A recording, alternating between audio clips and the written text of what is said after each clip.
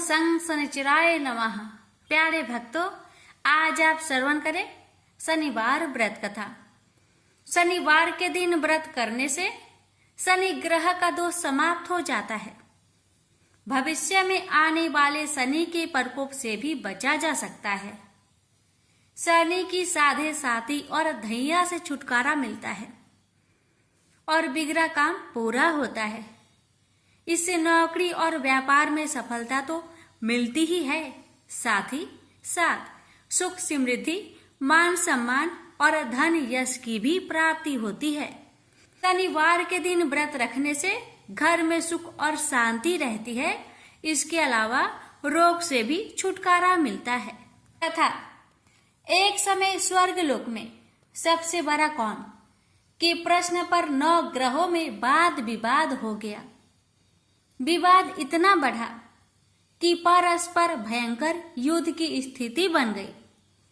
निर्णय के लिए सभी देवता देवराज इंद्र के पास पहुंचे और बोले, हे देवराज, आपको निर्णय करना होगा कि हम में से सबसे बड़ा कौन है। देवताओं का प्रश्न सुनकर देवराज इंद्र उलझन में पड़ गए। इंद्र बोले, मैं इस प्रश्न का उत्तर देने में असमर्थ हूं। हम सभी पृथ्वी लोक में उज्जैनी नगरी में राजा विक्रमादित्य के पास चलते हैं।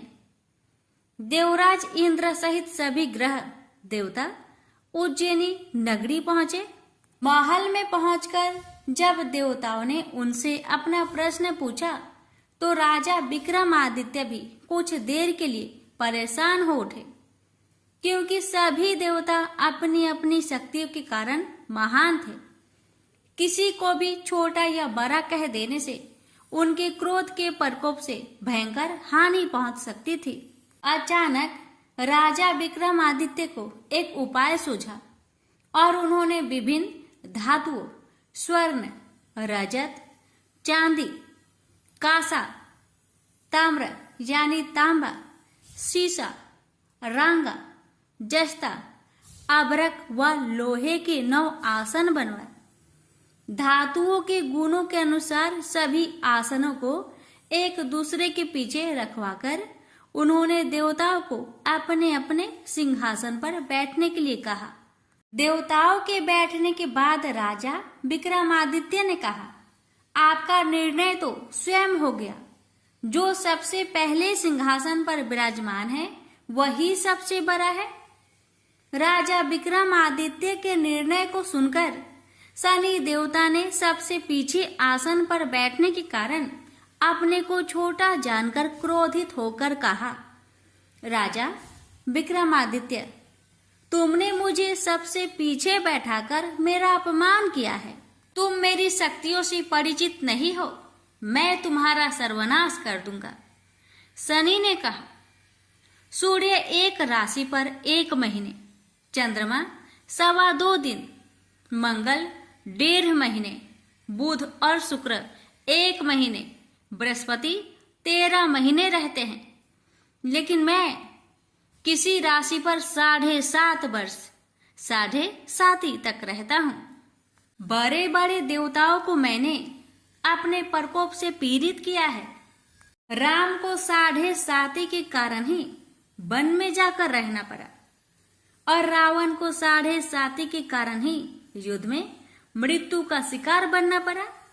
राजा, तू भी मेरे प्रकोप से नहीं बच सकेगा। इसके बाद अन्य ग्रहों के देवता तो प्रसन्नता के साथ चले गए, परंतु शनिदेव बड़े क्रोध के साथ वहां से विदा हुए। राजा विक्रमादित्य पहले की तरह ही न्याय करते रहे। अन्य राज्यों में सभी स्त्री पुरुष बहुत आनंद से जीवन यापन कर रहे थे। कुछ दिन ऐसे ही बीत गए। उधर शनि देवता अपने अपमान को भूले नहीं थे।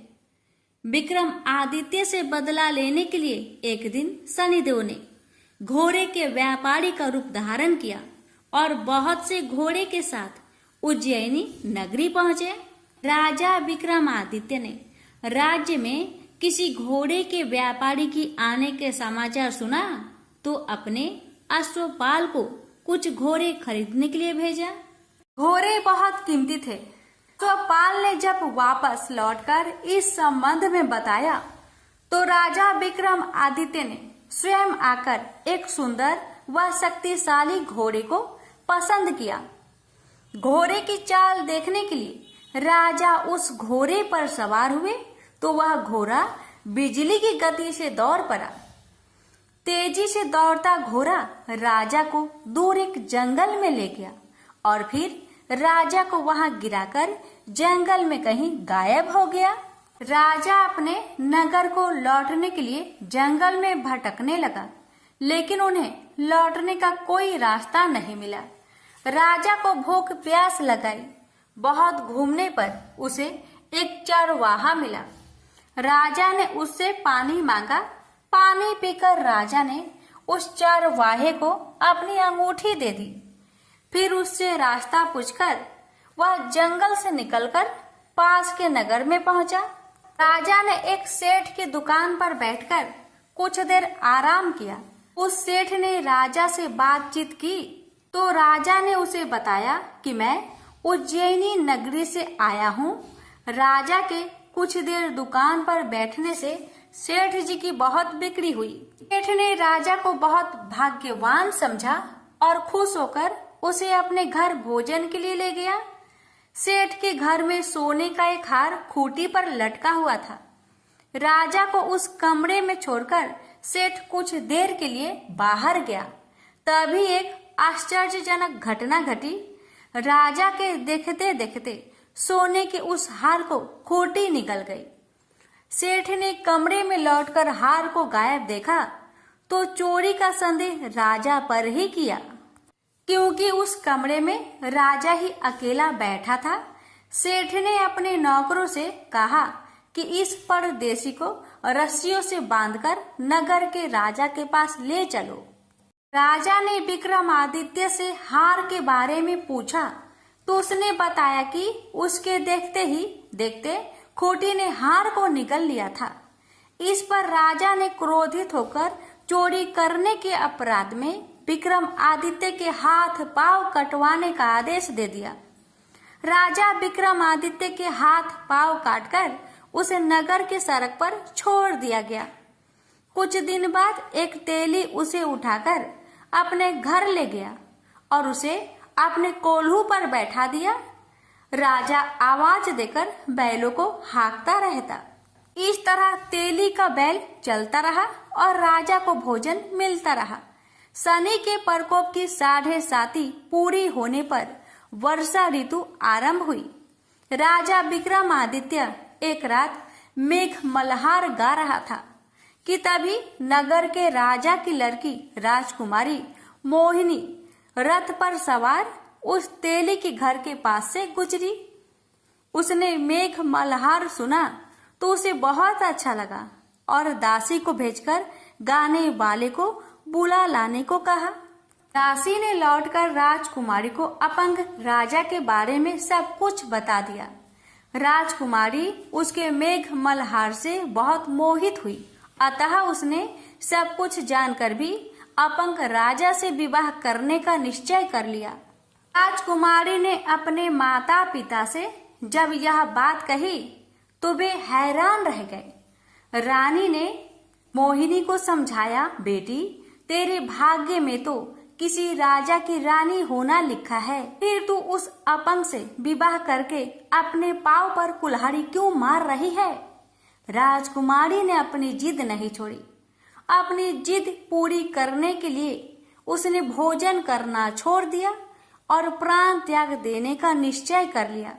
आखिर राजा रानी को विवश होकर अपंग विक्रमादित्य से राजकुमारी का विवाह करना पड़ा। विवाह के बाद राजा विक्रमादित्य और राजकुमारी तेली के घर में रहने लगे।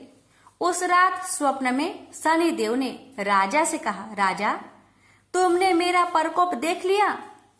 मैंने तुम्हें अपने अपमान का दंड दिया है। राजा ने शनिदेव से क्षमा करने को कहा और प्रार्थना की, हे शनिदेव, आपने जितना दुख मुझे दिया है अन्य किसी को न देना।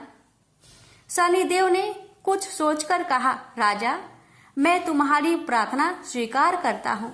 जो कोई स्त्री पुरुष मेरी पूजा करेगा, शनिवार को व्रत करके मेरी व्रत कथा सुनेगा, उस पर मेरी अनुकंपा बनी रहेगी।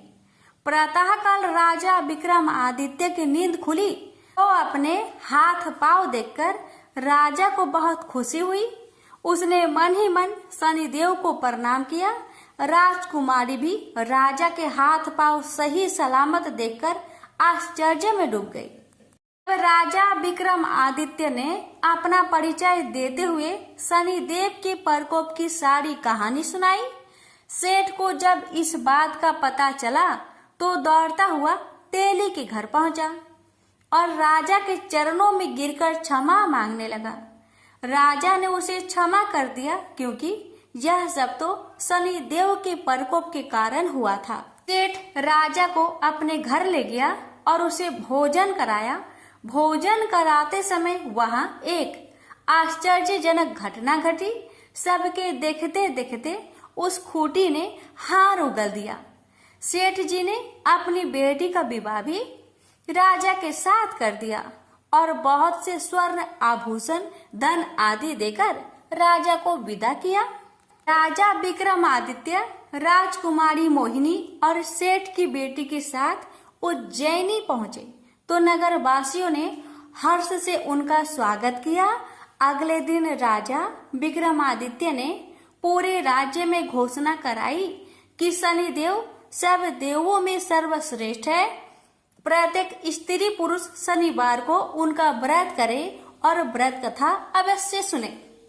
राजा विक्रमादित्य की घोषणा से शनिदेव बहुत प्रसन्न हुए। शनिवार का व्रत करने और व्रत कथा सुनने के कारण सभी लोगों की मनोकामनाएं शनिदेव की अनुकंपा से पूरी होने लगी। सभी लोग आनंद पूर्वक रहने लगे। प्रेम से बोलिए शनि महाराज की जय हो।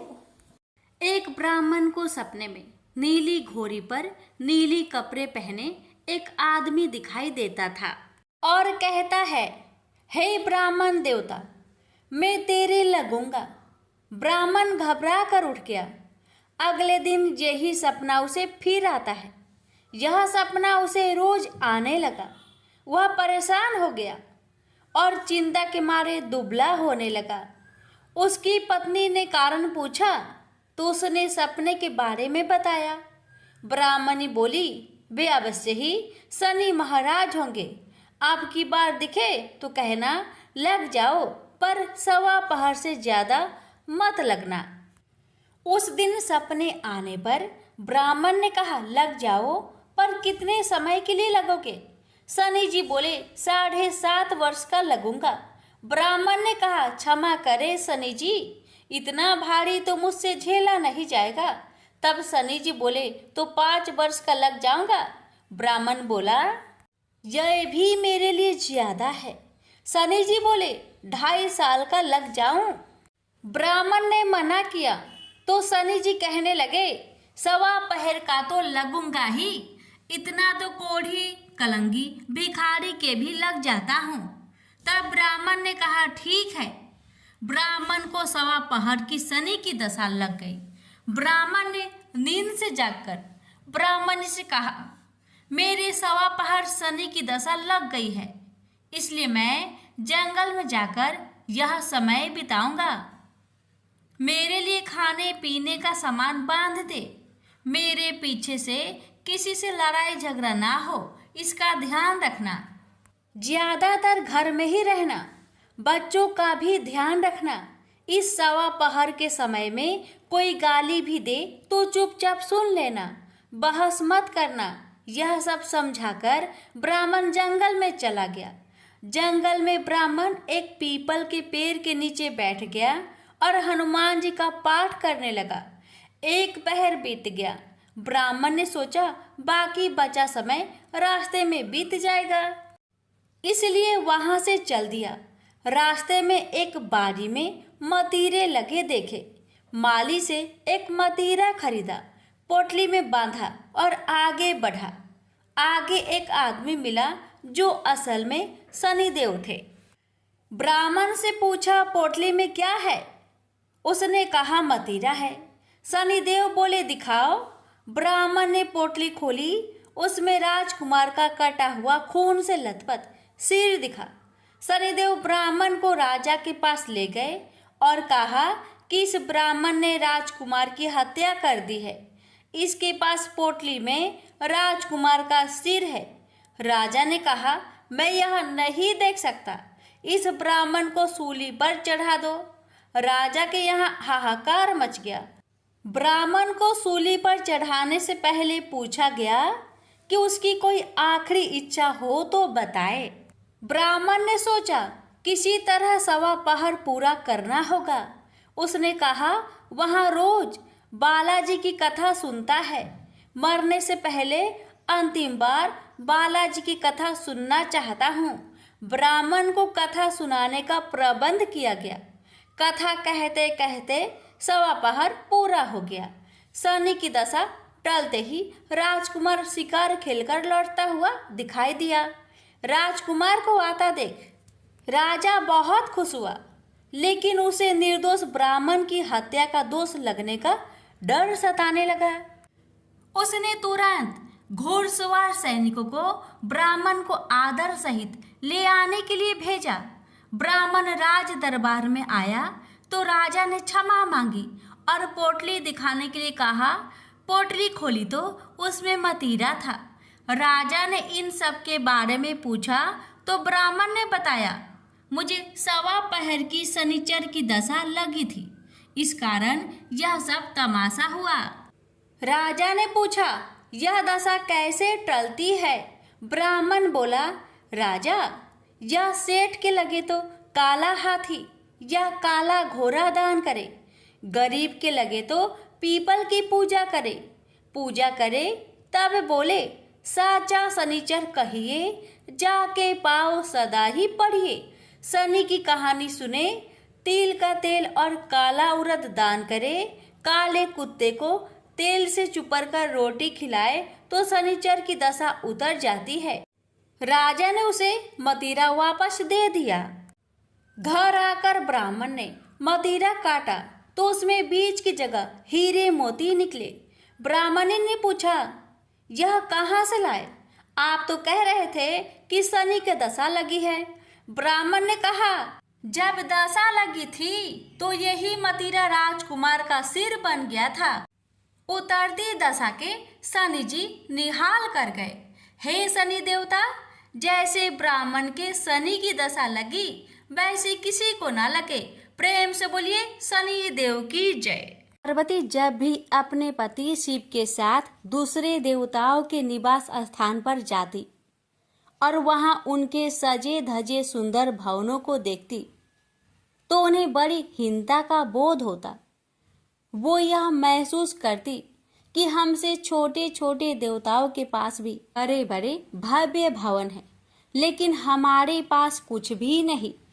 कहने को मैं आदिदेव शिव की पत्नी हूँ, लेकिन रहने के लिए मिली है कैलाश पर्वत की कंदराएं और पहनने के लिए वल्कल। किसी उचित आवास के अभाव में मैं अन्य सुख सुविधाओं का भी उपभोग नहीं कर सकती। एक दिन पार्वती ने अपने मन की यह व्यथा अपने पति शिव से कही। सुनकर शिव मुस्कुराए, फिर बोले, इसमें हीनता की कोई बात नहीं है देवी। प्रत्येक व्यक्ति की अपनी अपनी जीवन शैली होती है। हमारी जीवन शैली यही है। हम अपनी इस शैली को हीन क्यों समझे? अन्य देवगण प्राकृतिक से बहुत दूर है, जबकि हम प्राकृतिक की गोद में निवास करते हैं। यह तो हमारे लिए गौरव की बात है, हीनता की नहीं। शिव के तर्कों से पार्वती संतुष्ट नहीं हुई और बोली, मुझे आपकी ये बातें समझ में नहीं आती देव। मुझे तो अपना एक आवास चाहिए, बहुत ही भव्य और सुख सुविधा से पूर्ण। शिव ने अपनी सहज मुस्कान के साथ उत्तर दिया, इसमें क्या मुश्किल है देवी, मैं अभी विश्वकर्मा को बुलवा देता हूँ, उनसे जैसा चाहे वैसा आवास बनवा ले। विश्वकर्मा को बुलवाया गया। पार्वती ने आदेश दिया, हमारे लिए एक ऐसा भवन बनाओ जैसा विश्व में कहीं ना हो। विश्वकर्मा ने आदेश स्वीकार किया। निर्माण कार्य प्रारंभ हो गया। कुछ ही समय में पार्वती की इच्छा अनुसार भव्य भवन तैयार हो गया। अपने भवन को देखकर पार्वती अति प्रसन्न हुई। गृह प्रवेश की तैयारी होने लगी। पार्वती चाहती थी कि गृह प्रवेश के समय सभी प्रमुख देवता हमारे यहाँ उपस्थित रहे। शिव ने अपनी सहमति दे दी। सभी प्रमुख देवी देवताओं को आमंत्रण भेजा गया। गृह प्रवेश के समय वे सब कैलाश पर्वत पर आ गए। उन्होंने पार्वती के भव्य भवन की भूरी भूरी प्रशंसा की। इन विश्व नियंता ब्रह्मा खामोश रहे। जब सब देवी देवता जाने लगे तो पार्वती ने ब्रह्मा जी से पूछा, देव, क्या आपको यह आवास पसंद नहीं आया? ब्रह्मा जी ने आश्चर्य व्यक्त करते हुए पार्वती से ही प्रश्न किया, देवी, मैंने ऐसा कब कहा? आपके चेहरे की भाव भंगिमा कुछ ऐसा ही कह रही है प्रभु। पार्वती ने अपनी शंका स्पष्ट की। फिर ब्रह्मा जी को मौन देखकर पार्वती ने अपनी बात आगे बढ़ाई। देव, आप कुछ संकोच कर रहे हैं, स्पष्ट कहिए क्या बात है? ब्रह्मा जी ने तनिक रुककर उत्तर दिया, देवी, और तो सब ठीक है, लेकिन इस प्रसाद पर शनि की कुदृष्टि है। इतना कहकर वे वहां से चले गए। पार्वती ने ब्रह्मा जी की बात शिव को बतलाई तो वे भी कुछ चिंता में पड़ गए। पार्वती ने शिव से पूछा, प्रभु, शनि की दृष्टि से क्या हो सकता है? यह प्रसाद जल सकता है? शिव ने उत्तर दिया। यह सुनकर पार्वती भी चिंतित हो गई और बोली, प्रभु, इसके लिए कोई उपाय कीजिए। शिव ने निराशा व्यक्त की। शनि की दृष्टि को हटाना सरल नहीं है देवी। शिव का उत्तर सुनकर पार्वती आवेश में आ गई और बोली, सरल क्यों नहीं है? आप अभी शनि लोक जाइए और शनि से कहिए कि वह हमारे प्रसाद पर से अपनी कुदृष्टि हटा ले। यदि वह मान जाए तो आप तत्काल उसे वरदान दे दीजिएगा, और यदि ना माने तो आप अपना डमरू जोर से बजा दीजिएगा। मैं स्वयं अपने प्रसाद को आग लगा दूंगी। यदि प्रसाद को जलना ही है तो यह मेरे ही हाथों से जलेगा, शनि की कुदृष्टि से नहीं। इसके बाद मैं शनि को श्राप दूंगी। पार्वती की इच्छा अनुसार शिव शनि लोक गए। वहां शनि देव ने उनकी अभ्यर्थना की और आदर के साथ आसन पर बैठाया। आसन ग्रहण करने के बाद शिव ने अपने आने की प्रयोजन बताया। देवी पार्वती ने जो प्रसाद बनवाया है उस पर तुम्हारी कुदृष्टि है, अतः वे चाहती हैं कि तुम उधर से अपनी कुदृष्टि हटा लो। शनि देव ने करवध होकर निवेदन किया, आप निश्चिंत रहे देव, माता पार्वती के प्रसाद पर कुदृष्टि डालने का मैं दुस्साहस कर ही नहीं सकता। शनि से अवशासन पाकर शिव प्रसन्न हो गए और बोले, शनि, मैं तुमसे प्रसन्न हूँ, तुम जो चाहे वर मांग सकते हो। शनि ने विनम्र भाव से कहा, प्रभु, आपका दिया हुआ सब कुछ मेरे पास है, क्या मांगू? हाँ, एक इच्छा अवश्य है, वह है आपका तांडव नृत्य देखने की। बहुत दिन हो गए उसे देखे हुए, आपका नृत्य देखला सके तो कृपा होगी। शनि का यह अनुरोध शिव को अच्छा लगा। उन्होंने तत्काल अपना डमरू उठा लिया और लगे नृत्य करने। भोले भंडारी ये भी भूल गए कि माता पार्वती ने डमरू की आवाज सुनकर अपने नव निर्मित प्रसाद को जला देने की बात कही थी। बस डमरू बजा बजा कर वे नृत्य करते रहे। उधर पार्वती ने जब कैलाश पर डमरू की ध्वनि सुनी तो उन्होंने सोचा कि शनि ने अपनी कुदृष्टि हटाना अस्वीकार कर दिया है, अतः वे बहुत दुखी हुई। उन्हें लगा कि यदि मैं तत्काल अपने नव निर्मित आवास को आग लगा दूंगी तो वह शनि की कुदृष्टि से बच जाएगा, अतः उन्होंने स्वयं ही अपने प्रसाद में आग लगा दी। वह धू धू करके जल उठा। प्रसाद को जलता देख पार्वती का शनि पर क्रोध धीरे धीरे बढ़ने लगा। अब वे उसे श्राप देने के लिए तैयार हो गए। लेकिन उसी समय भगवान शिव वहां पहुंच गए। उन्होंने वहां प्रसाद को जलते देखा तो वे आश्चर्यचकित रह गए।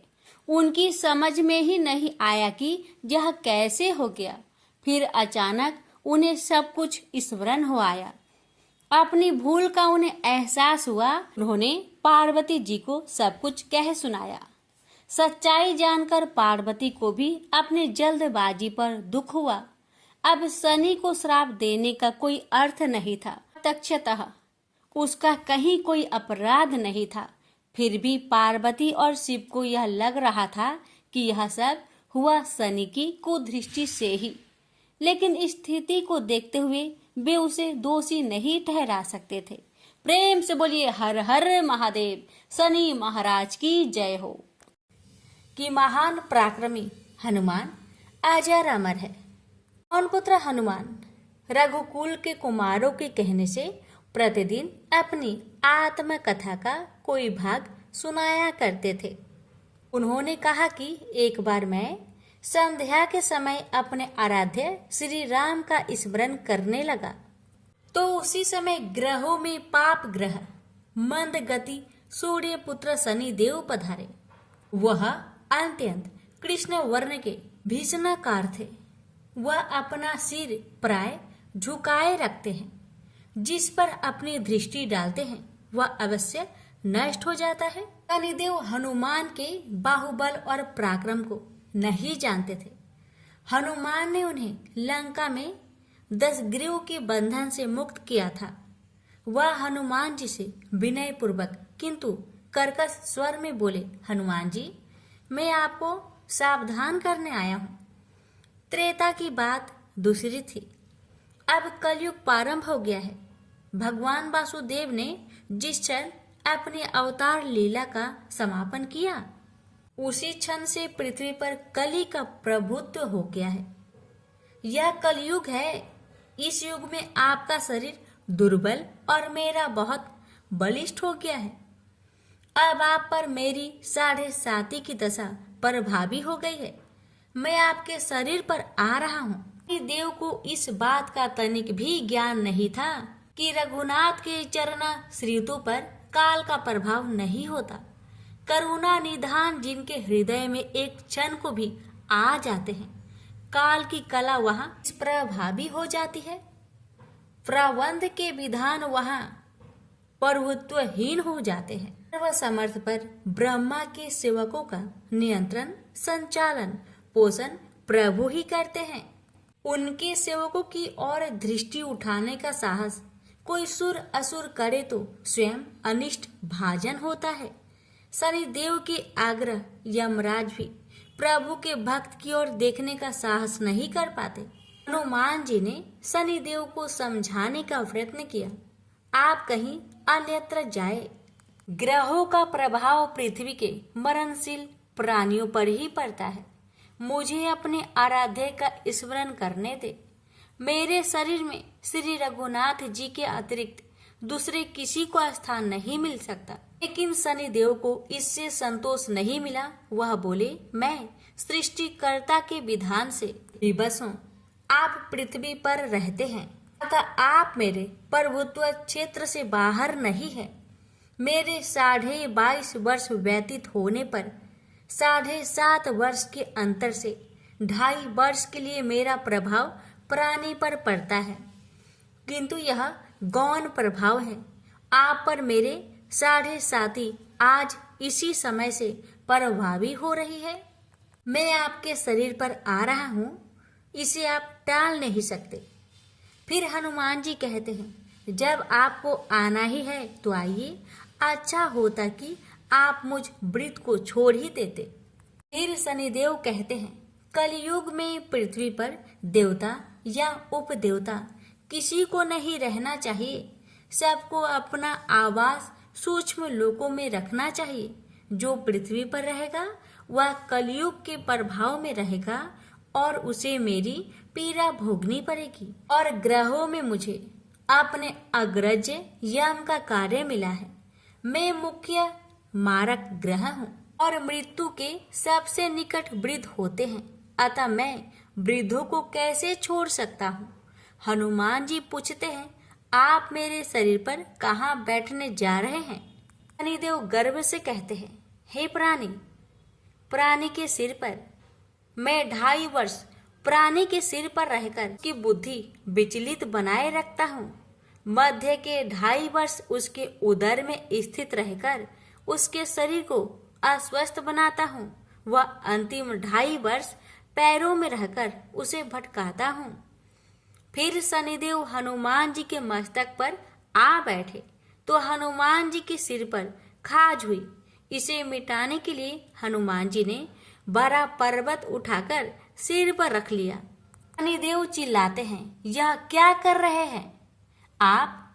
फिर हनुमान जी कहते हैं, जैसे आप सृष्टिकर्ता के विधान से विवश हैं, ऐसे मैं भी अपने स्वभाव से विवश हूँ। मेरे मस्तक पर खाज मिटाने की यही उपचार पद्धति है और आप अपना कार्य करें और मैं अपना कार्य। ऐसे कहते ही हनुमान जी ने दूसरा पर्वत उठाकर सिर पर रख लिया। इस पर शनिदेव कहते हैं, आप इन्हें उतारिए, मैं संधि करने को तैयार हूँ। इनके इतना कहते ही हनुमान जी ने तीसरा पर्वत उठाकर सिर पर रख लिया। तो शनिदेव चिल्लाकर कहते हैं, मैं अब आपके समीप नहीं आऊंगा। फिर भी हनुमान जी नहीं माने और चौथा पर्वत उठाकर सिर पर रख लिए। शनिदेव फिर चिल्लाते हैं, पवन कुमार त्राही माम रामदूत आंजनेयम नमः। मैं उसको भी पीड़ित नहीं करूंगा जो आपका स्मरण करेगा। मुझे उतर जाने का अवसर दे। हनुमान जी कहते हैं, बहुत शीघ्रता की, अभी तो 5वां पर्वत रखना बाकी है। और इतने में ही शनि मेरे पैरों में गिर गए और कहा, मैं सदैव आपके दिए वचनों को स्मरण रखूंगा।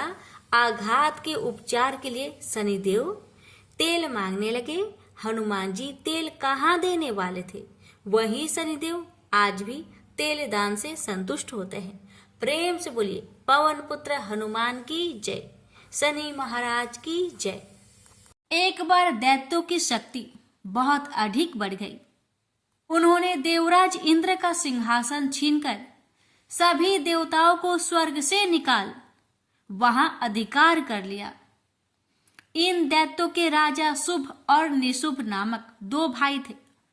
महिषासुर, रक्तबीज, चंड, मुंड व धूम्रलोचन जैसे दर्जनों सेना नायक और करोड़ों दैत्य की सुसज्जित सेना उनके पास थी। पराजित देवताओं द्वारा प्रार्थना किए जाने पर आदिशक्ति भगवती भवानी ने दुर्गा के रूप में अवतरित होकर उन दैत्यों का संहार किया था। इस युद्ध के मध्य ही देवी दुर्गा ने अपनी सहायता के लिए अपने ललाट से एक अत्यंत शक्तिशाली और विकराल देवी को प्रकट किया।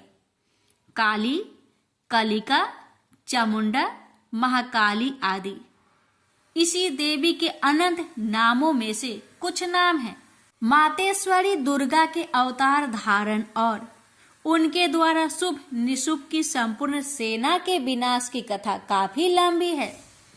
जब भगवती भवानी दुर्गा ने शुभ निशुंभ के सेनापति धूम्रलोचन को सेना सहित यमपुरी पहुंचा दिया तो दैत्यराज शुभ ने चंड मुंड को आदेश दिया कि वो देवी को पकड़कर उसके पास लाए। आज्ञा पाते ही दैत्यों ने जगदम्बा दुर्गा को चारों ओर से घेर लिया और उन्हें पकड़ने मारने की चेष्टा करने लगे।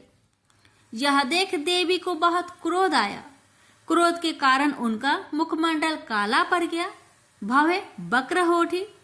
उसी समय उनकी भौवें के मध्यवर्ती भाग और ललाट से विकराल मुख वाली काली नामक देवी प्रकट हुई।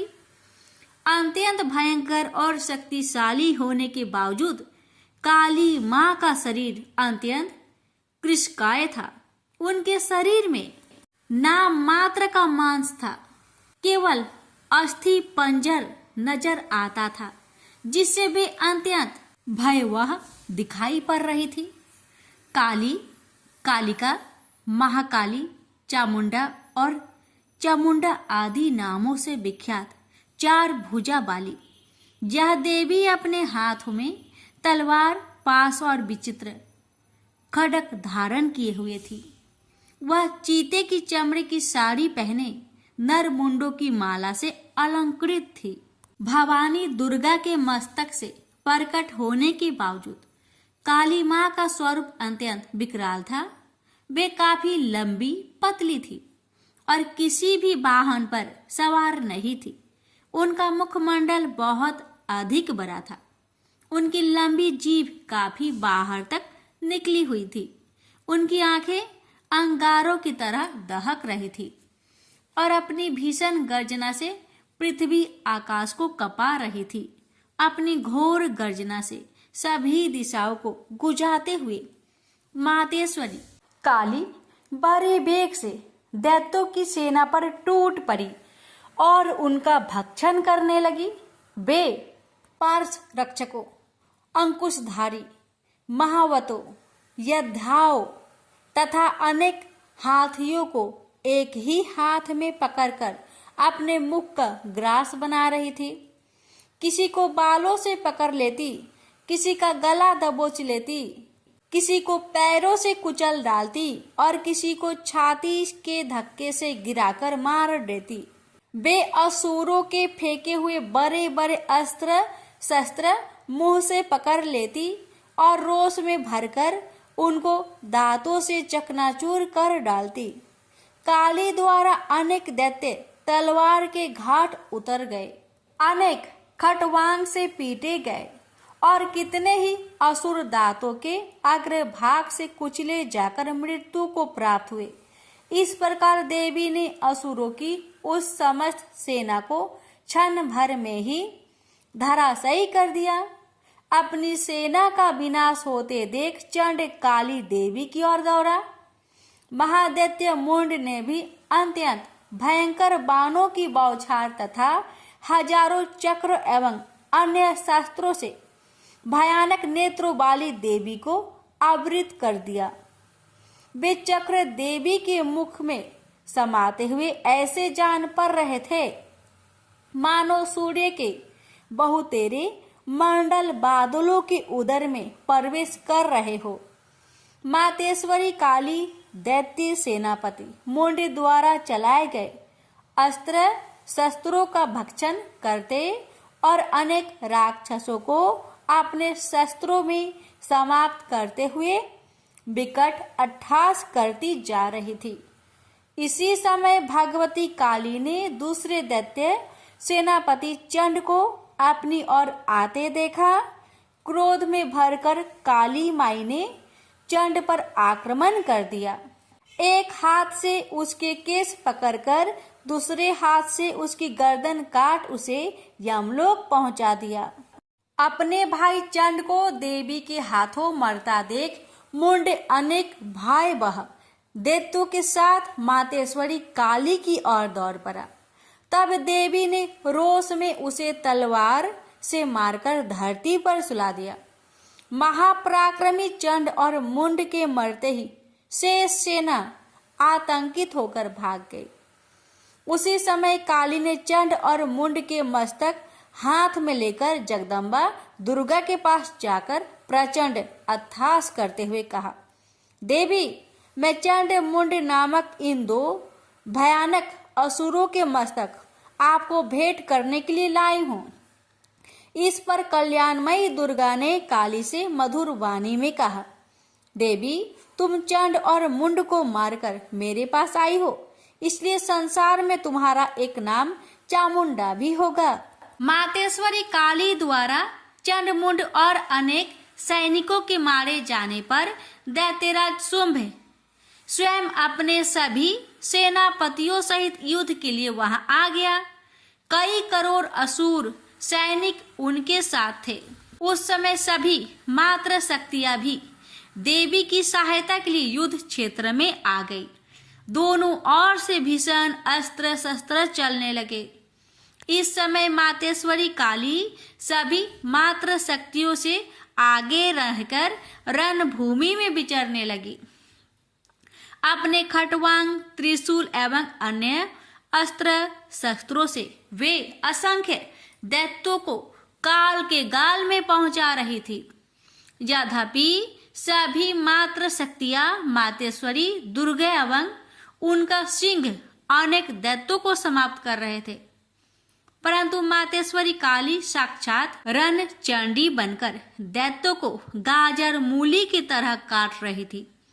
मातेश्वरी काली इस समय इतने क्रोध में भरी हुई थी कि वे दैत्यों को अस्त्र शस्त्रों से मारने के साथ ही उनका भक्षण भी करती जा रही थी। अत्यंत भयंकर और विकराल रूप था इस समय मातेश्वरी काली का।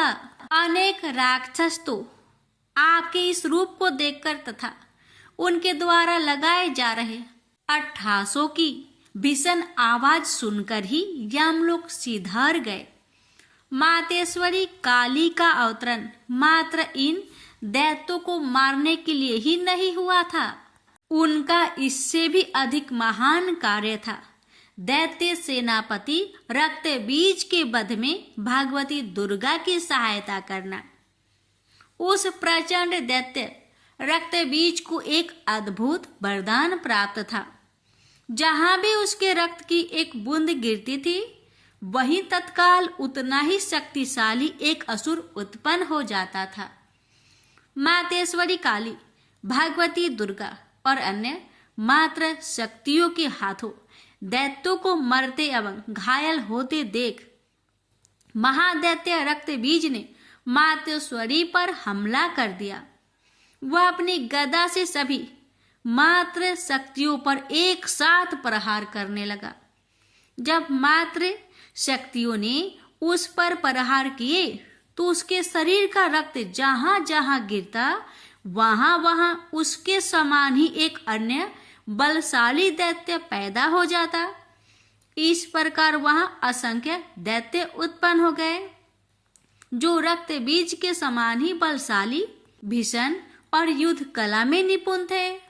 इस समस्या का एकमात्र समाधान यही था कि रक्त बीज के अंग प्रत्यंग तो काटे जाए, परंतु उसके शरीर से निकलने वाले रक्त की एक बूंद भी भूमि पर न गिरने दी जाए। इस प्रयोजन की पूर्ति के लिए भगवती भवानी दुर्गा ने काली को चामुंडा नाम से संबोधित करते हुए कहा, चामुंडे, तुम अपने मुख को अधिक विस्तृत करो तथा मेरे शस्त्र पात से गिरने वाले रक्त बिंदु एवं उनसे उत्पन्न होने वाले महादैत्य को अपने इस भयानक मुख से खा जाओ। इस प्रकार रक्त से उत्पन्न होने वाले महादैत्यों का भक्षण करती हुई तुम रण में विचरती रहो। ऐसा करने से उस दैत्य का सारा रक्त खत्म हो जाने पर वह स्वयं भी नष्ट हो जाएगा। जब तुम उन भयंकर दैत्यों को खा जाओगी तो दूसरे दैत्य नहीं उत्पन्न हो सकते। मातेश्वरी दुर्गा की यह बात सुनकर भगवती काली ने अपना आकार बहुत बड़ा कर लिया। इस प्रकार उन्होंने रक्त बीज के रुधिर के पान और दैत्यों के भक्षण हेतु महाकाली का विकराल रूप धारण कर लिया। भगवती दुर्गा, जो इस समय क्रोध के आवेग में रणचंडी अर्थात देवी चंडिका बनी हुई थी, अपने भीषण शूल से उस महादैत्य रक्त बीज पर प्रहार किया। फलस्वरूप उसके शरीर से रक्त की धार बहने लगी, जिसे तत्काल ही मातेश्वरी काली ने अपनी लपलपाती जुआ द्वारा उदर स्वस्थ कर लिया। भगवती भवानी ने रक्त बीज पर प्रहार जारी रखी। उसके शरीर में स्थान से रक्त की धारा बहने लगी। रक्त बीज महाबलशाली और भयंकर दैत्य था, अतः उसके शरीर से बहुत अधिक रक्त बह रहा था, परंतु उसका जितना भी रक्त बह रहा था, काली माँ अर्थात देवी चामुंडा उसे तत्काल पीती जा रही थी। इस रक्त को पीते समय रुधिर से काली के मुख में जो महादैत्य उत्पन्न हुए, उन्हें भी वे उद्रस्त करती चली गई। इस प्रकार भगवती दुर्गा रक्त बीज पर प्रहार करती रही और मातेश्वरी काली उस रुधिर का पान करती रही। इस समय रक्त बीज के रक्त और उनसे उत्पन्न असंख्य दैत्यों को भक्षण करने के लिए भगवती काली ने अपने मुख का आकार अत्यंत विस्तृत कर लिया था। उन्होंने संपूर्ण रणभूमि में अपनी जीवा को फैला दिया था।